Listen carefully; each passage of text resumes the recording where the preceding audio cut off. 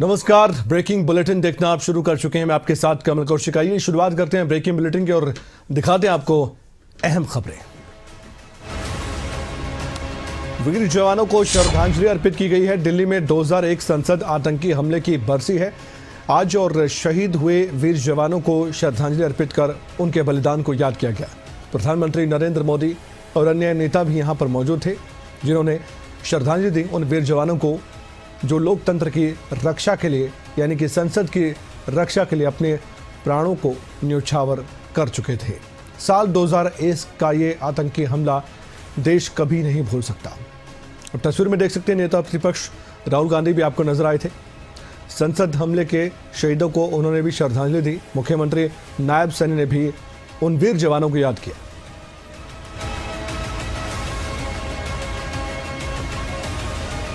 दिल्ली में हरियाणा की बात होगी। जी हां, मुख्यमंत्री नायब सिंह सैनी दिल्ली दौरे पर हैं। दिल्ली में मुख्यमंत्री नायब सिंह सैनी कई अहम मुलाकात कर सकते हैं।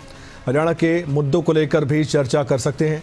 दोपहर 3 बजे दिल्ली पहुंच जाएंगे मुख्यमंत्री नायब सिंह सैनी और दिल्ली पहुंचने के बाद वो अपने कार्यक्रम में व्यस्त हो जाएंगे। हालांकि अभी आधिकारिक तौर पर उनके दौरे को लेकर उनके कार्यक्रम निर्धारित नहीं है, लेकिन जहाँ जहाँ उनके कार्यक्रम है वहाँ जाएंगे तो जो भी अपडेट होगा, खबरें अभी तक आप तक जरूर पहुँचाएगा। उत्तर प्रदेश में इस समय एक बड़ी चर्चा है कि बीजेपी का अगला कप्तान यूपी में कौन होगा। तो सबसे बड़ी चर्चा तो यह है कि मौजूदा प्रदेश अध्यक्ष को फिर से जिम्मेदारी मिल सकती है। अगर नहीं भी मिली तो अगला कौन होगा, ये चर्चा भी है। यूपी बीजेपी प्रदेश अध्यक्ष से जुड़ी बड़ी खबर यह है कि केंद्रीय राज्य मंत्री पंकज चौधरी नामांकन करेंगे। ये बात है, सूत्र हमारे बता रहे हैं। दिल्ली से लखनऊ के लिए वो रवाना हो रहे हैं। कब मिलेगा नया बीजेपी प्रदेश अध्यक्ष, ये सवाल बड़ा है।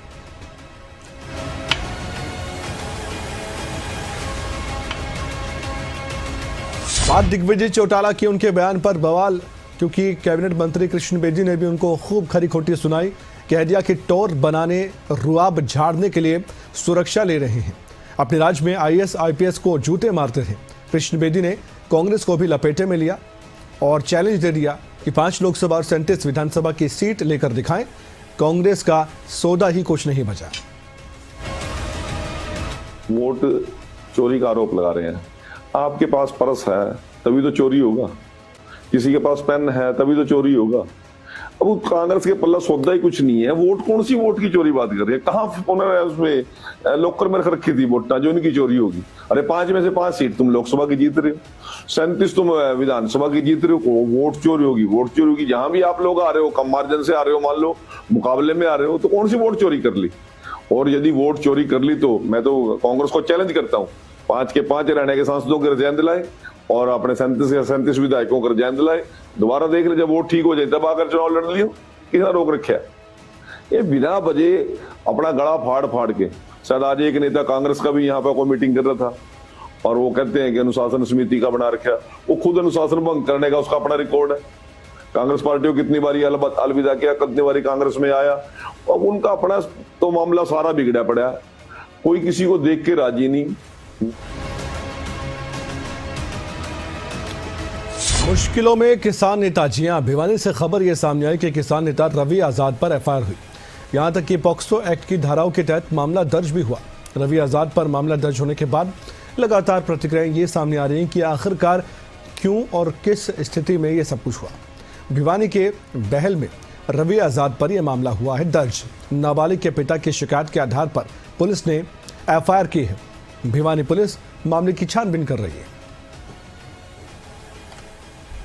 एक लड़की है, उनके पिता के द्वारा एक पोक्सो SC/ST की धाराओं के अंतर्गत बैल थाने के अंदर एक दरख्वास्त दी है, जिस पे अभियोग दर्ज हो चुका है SC/ST और पोक्सो के। ये किसान नेता है जी, रवि आजाद है, लोहारू से है। हाँ, इसकी जांच अभी प्रोसेसिंग में, आगे जो भी होगा आपके साथ शेयर किया जाएगा जी। नाबालिग ब्रेकिंग बुलेटिन में आगे बढ़ते हैं। माता पिता को उम्र कैद। जी हां, आपने बिल्कुल ठीक सुना। यमुनानगर से एक मामला सामने आया था बच्चे की हत्या का।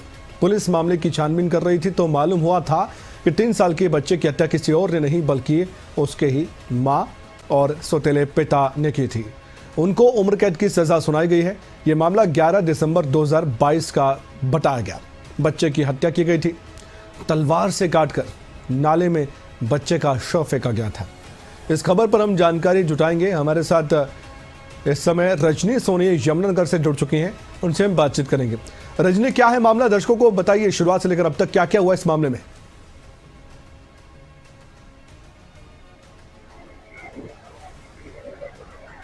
देखिए कमल, यमुनानगर का गुरु अर्जुन देव नगर है जहां का ये मामला है। 12 दिसंबर 2022 को एक यमुनानगर के सिटी थाने में पर्चा दर्ज हुआ था कि एक जो डेड बॉडी है वो मिली है। गोताखोर की मदद से जो था वो पर्चा दर्ज करवाया गया था, क्योंकि गोताखोर ने ही पश्चिमी यमुना नहर से तैरती हुई लाश जो थी वो मिली थी। बोरी में बंद ये जो लाश थी वो मिली थी। लेकिन जब छानबीन की गई तो इसमें बहुत बड़ा खुलासा हुआ कि इसमें जो माता पिता थे, सगी माँ थी और साथ में जो सौतेले पिता थे, उन्होंने ही अपने बेटे की हत्या कर शव बोरे में फेंककर नहर में फेंक दिया था। और बताया ये गया था, हालांकि जब पुलिस ने पूछताछ की थी घर के परिवार के लोगों से, तब उन्होंने मिसिंग की जो शिकायत थी वो पुलिस में दर्ज करवाई थी। लेकिन जब पुलिस ने छानबीन की तो पता चला कि जो इस बेटे की, इस जो लड़का था, हैप्पी इसका नाम था, उसकी माता जो सगी माता थी और सौतेले पिता थे, दोनों ने ही मिलकर इनकी हत्या की थी और शव को जो था वो फेंक दिया था नहर में। अब जो है उसमें पुलिस ने, जो कोर्ट ने बहुत ही बड़ा फैसला सुनाया है। दोनों को जो है उम्र कैद सुनाई गई है और साथ ही साथ 32,000 रुपए का जुर्माना भी है जो लगाया गया है। हालांकि इसका आधार जो था वहां का सीसीटीवी बना, क्योंकि सीसीटीवी में जैसे ही जब पुलिस ने जांच की तो ये पाया गया कि उस समय जब ये हत्या हुई थी उस समय रात को कोई भी आया नहीं था, ना ही घर से कोई गया था। और उसके बाद यही जांच में सामने आया कि सिर्फ जो माता पिता थे वही सफेद गाड़ी में जाते हुए दिखाई दे रहे थे। तो सीसीटीवी के आधार पर ही ये मामला खुला था और अब जो है कोर्ट ने इनको उम्र कैद की सजा सुनाई है दोनों को। जी कमल, लोगों के मन में सवाल यही था कि 3 साल के बच्चे का क्या कसूर, क्यों उसको मौत के घाट उतारा गया। कभी पूछताछ में कुछ बात पुलिस ने खुलासे के तौर पर मीडिया के सामने कही हो, इस पूरे मामले में उनकी तरफ से कोई बयान कभी आया हो या पुलिस को सब कुछ उन्होंने बता दिया हो, ये बातें भी क्या बाहर निकलकर सामने आई थी?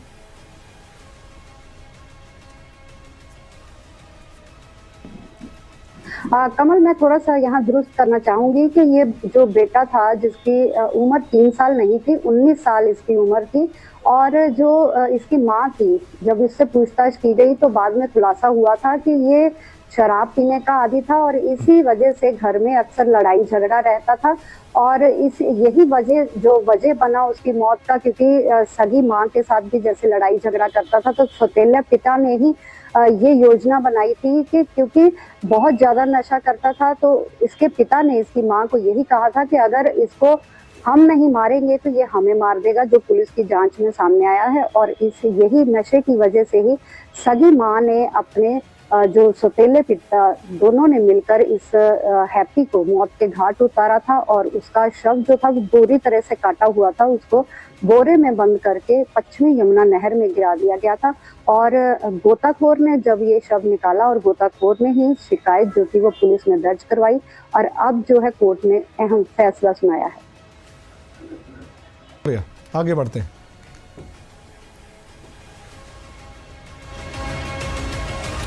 लिव इन रिलेशनशिप मामलों पर चिंता जाहिर की गई। बढ़ते लिव इन रिलेशनशिप मामलों पर किसी और नहीं बल्कि हरियाणा राज्य महिला आयोग के चेयरपर्सन रेणु भाटिया ने अपनी चिंता जताई है। रेणु भाटिया का बयान है कि आयोग के पास लिव इन रिलेशनशिप के केस बढ़ गए हैं, एक्स्ट्रा मैरिटल अफेयर से जुड़े जटिल मामले भी पहुंचे हैं। आयोग ने संतुलित और कानूनी समाधान पर जोर दिया है। 2 तरह की चीजें हैं। एक तो महिलाएं बहुत जागरूक हो गई, एम्पावरमेंट के नाम पे, आगे बढ़ने के नाम पे बहुत अच्छा काम कर रही हैं, परंतु ये जो जागरूकता है वो कहीं ना कहीं किसी ना केस में गलत दिशा पे जा रही है। तो वो है लिव इन रिलेशनशिप। आज आप लोगों ने भी देखा होगा हेयरिंग में कि हमारे पास 20 साल से लिव इन की एक लेडी का केस है। अब ना तो शादी हुई है, मेरे को अपने साथ रख लिया घर ले जाके, और पति उसका कहीं और है, 4 बच्चे ऑलरेडी पहले से थे, नए आदमी के साथ 20 साल से रह रही है, अब वो कहीं और ढाबे पे काम कर रहा है, वहां की महिला के साथ बातचीत करता है।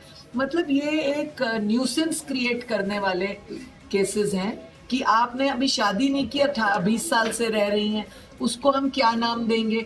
लिव इन इसलिए नहीं दे सकते कि ये लिव इन का फंडा तो अभी तो थोड़े सालों में 3-4 सालों के अंदर ज्यादा डेवलप हुआ, उसके अधिकार, उसका कानून बना, तो ऐसे केस में क्या करना है ये विचार करने की बात हो जाती है। और आपने यहाँ देखा मैक्सिमम केसेस जो डोमेस्टिक वायलेंस लगे थे वो extra marital affair, live in relationship of husband,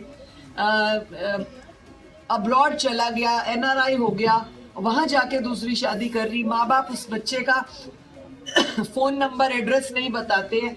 ये आज की डेट में बहुत ज्यादा केसेस थे जो दुर्भाग्यपूर्ण है। आगे बढ़ते हैं ब्रेकिंग बुलेटिन में। रोहित धनखड़ हत्याकांड की बात करते हैं। बड़ी गिरफ्तारी हुई है। बॉडी बिल्डर रोहित धनखड़ की हत्या बेरहमी से की गई थी। इस मामले में पुलिस पर भी दबाव था कि जल्द से जल्द पुलिस इस मामले की छानबीन करके आरोपियों की गिरफ्तारी करे। मामले के 2 आरोपी आखिरकार कर्नाटक से गिरफ्तार हुए हैं। हरियाणा के डीजीपी ओपी सिंह ने खुद इस बात की जानकारी सोशल मीडिया के जरिए दी है और 2 मुख्य हत्यारे बेंगलुरु से दबोचे गए हैं, ये भी कहा। इस मामले में पूरी तरह से सीआईए भिवानी पर नजर थी। उन्होंने आखिरकार एक बड़ा काम किया है और बधाई के पात्र भी है। बाकी आरोपी भी जल्द पकड़े जाएंगे। डीजीपी का दावा है आरोपी सालों तक अब जेल में सड़ेंगे। रोहतक में धनखड़ खाप की महापंचायत भी आज होनी थी और उससे पहले ये गिरफ्तारी हो चुकी है।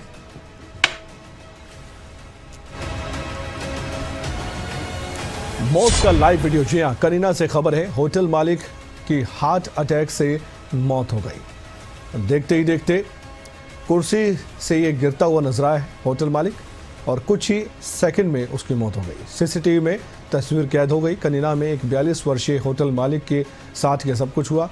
होटल में वो कुर्सी पर आराम से बैठा हुआ था।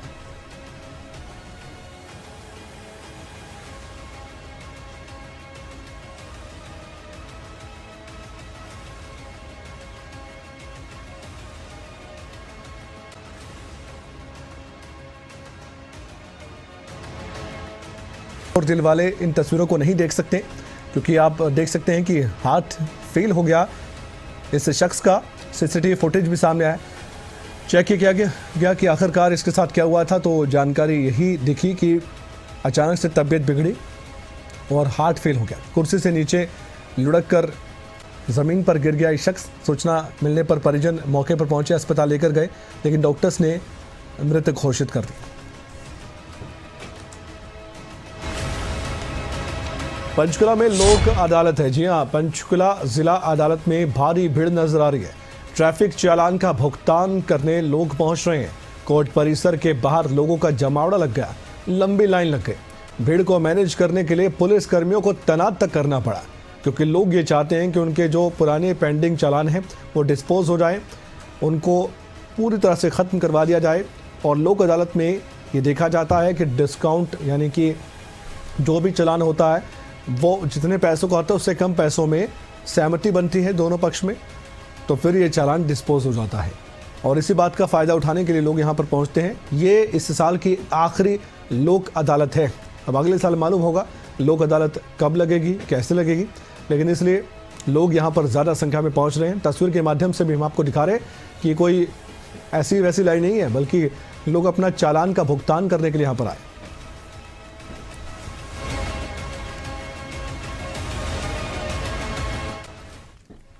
और एक बड़ी खबर फतेहाबाद से। फतेहाबाद पहुंच चुके मुख्यमंत्री नायब सिंह सैनी। पंचनद सेवा सदन का उद्घाटन उनकी तरफ से किया गया है। पंचनद सेवा सदन के लिए 31 लाख रुपए देने की घोषणा उनकी तरफ से की गई है। सांसद खेल महोत्सव में भी शामिल हुए हैं मुख्यमंत्री नायब सिंह सैनी। पंचनद सेवा ट्रस्ट पंचनद सेवा सदन के लिए 31 लाख रुपए देने का ऐलान मुख्यमंत्री की तरफ से दिया गया है। मुख्यमंत्री अब ये घोषणा कर चुके हैं।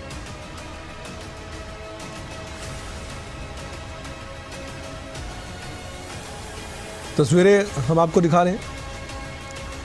कुछ देर पहले ही पहुंचे हैं फतेहाबाद मुख्यमंत्री नायब सिंह सैनी और यहां का उनका पहले से निर्धारित दौरा, उसके बाद उनको दिल्ली भी जाना है, लेकिन फतेहाबाद की तस्वीरें आपके सामने हैं। उनके साथ राज्यसभा सांसद सुभाष बराला भी मौजूद है। तस्वीर में आपको नजर आ रहा होगा। यहां आकर अब संबोधित भी करेंगे, ऐसी जानकारी है। ये हम तस्वीर आपको दिखा रहे हैं। इसके बाद मुख्यमंत्री नायब सिंह सैनी भी मंच से अपना संबोधन देते हुए नजर आ सकते हैं।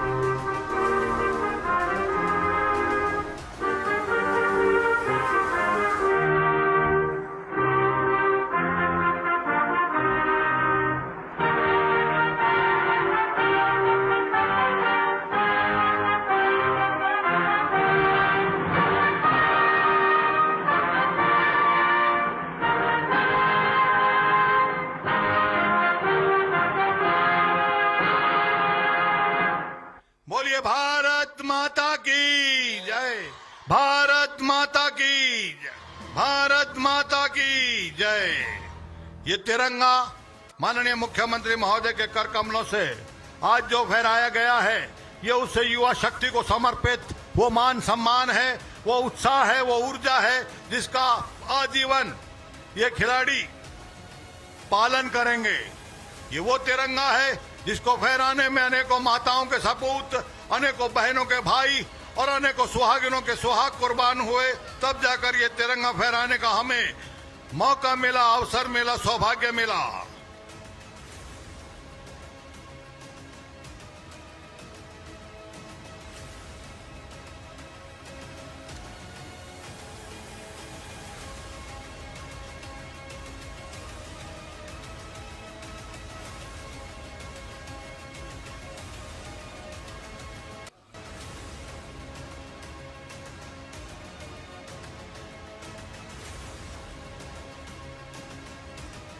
ये शानदार अवसर तस्वीर हम आपको दिखाएंगे। मुख्यमंत्री नायब सिंह सैनी अगर यहां संबोधन देते हैं तो वो भी आपको हम सुनवाएंगे। एक बार फिर से रुक करते हैं ब्रेकिंग बुलेटिन का। हादसे का कारण कोहरा। जी हां, ग्रेटर नोएडा में कोहरे के कारण हादसा हो गया। ईस्टर्न पेरिफेरल एक्सप्रेसवे पर हादसे तो होते रहते हैं, लेकिन भयानक हादसे भी होते हैं। एक्सप्रेसवे पर कई वाहनों की आपस में टक्कर हो गई। हादसे में कई लोग घायल बताए गए हैं। एक के बाद एक गाड़ी आपस में टकरा गई, कई गाड़ियां क्षतिग्रस्त हुई है और यहाँ पर बहुत तेज रफ्तार में गाड़ियां होती हैं। कोहरा सबसे बड़ा कारण है ऐसे हादसों का। और ये जो ईपीएफ एक्सप्रेसवे है, ईस्टर्न पेरिफेरल एक्सप्रेसवे है, यहाँ पर अक्सर हमने देखा है कि ऐसे हादसे जब होते हैं तो लोग असहाय हो जाते हैं और फिर अपने आप को बचाने के लिए दूसरों की मदद लेनी पड़ती है। लोग वहाँ पर अगर कोई गाड़ी भी खड़ी कर दे, वो भी हादसे का शिकार होने के चांसेस बढ़ जाते हैं। तो इसलिए यहाँ पर बहुत सावधानी से चलना पड़ता है। इतना ज़रूर है कि अब धुंध के, कोहरे के, फॉग के साइड इफेक्ट भी आने लगे। धुंध के कारण गई जान। जी हाँ, अमरोहा में बड़ा हादसा हुआ है। कई वाहनों की टक्कर हो गई। यहाँ भी धुंध के कारण वाहनों की आपस में टक्कर हुई। हादसे में एक शख्स ने अपनी जान गंवा दी है। विजिबिलिटी कम होने के कारण यहाँ पर यह बड़ा हादसा हो गया। जो हादसा हुआ वो तस्वीर आपके सामने है। तस्वीर में देखा जा सकता है हादसे के बाद भी काफ़ी ज़्यादा धुंध नज़र आ रही है। विजिबिलिटी ना के बराबर हो जाती है। तेज़ रफ्तार हो तो उसके बाद जान जोखिम में। और ये समझना चाहिए वाहन चालकों को, अगर आप धुंध में, कोहरे में गाड़ी चला रहे हैं तो बच कर रहिएगा, क्योंकि आपको बड़ा खामियाजा भुगतना पड़ सकता है। इसलिए जब भी धुंध या कोहरा हो तो धीमी रफ्तार कर लें अपनी गाड़ी की, वरना बड़ा हादसा हो सकता है।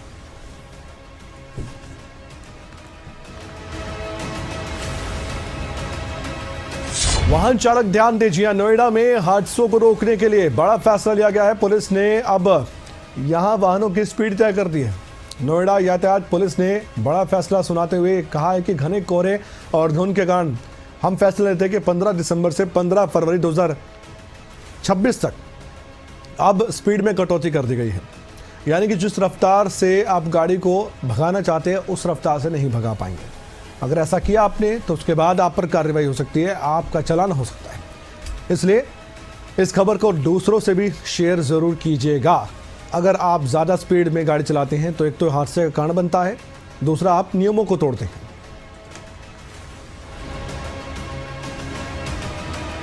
दिल्ली एनसीआर में नियम बदले हैं। जी हाँ, दिल्ली एनसीआर में ग्रैब 3 लागू और बढ़ते प्रदूषण के कारण ग्रैब 3 फिर से लागू हो गया है। CAQM ने तुरंत लागू कर दिया है ग्रैब 3। इसके नियम अब दिल्ली में रहने वाले सभी लोगों पर लागू हैं। दिल्ली में एयर क्वालिटी इंडेक्स 400 के पार पहुंच गया। चिंता का विषय है कि आखिरकार दिल्ली वासी ऐसे कैसे इस हवा में सांस लेंगे।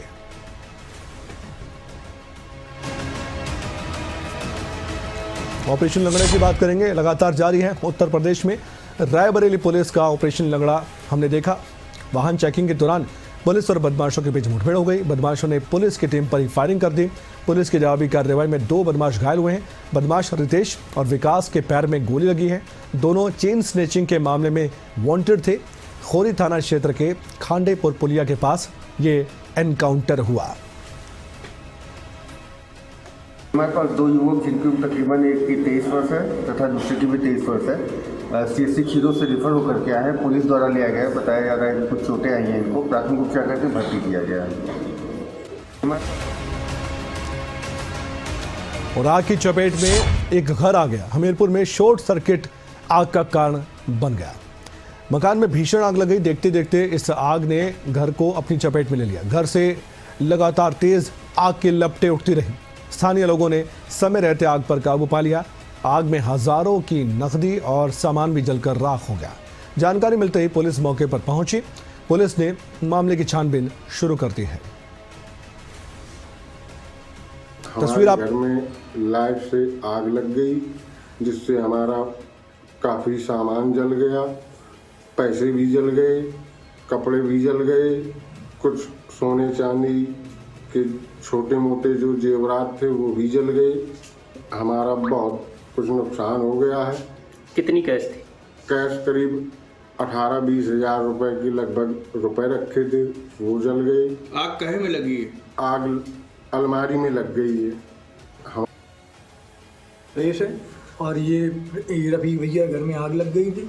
लाइट के कारण शॉर्ट सर्किट हुआ और आग लग गई। आग में इनका काफ़ी नुकसान हो गया, जिसमें जेवरात भी जल गई, नकदी कैश भी जल गई और इनका बहुत नुकसान हो गया है। कृपया करके सरकार से ये मांगे कि इनका मुआवजा करें और इनको ये सहयोग दान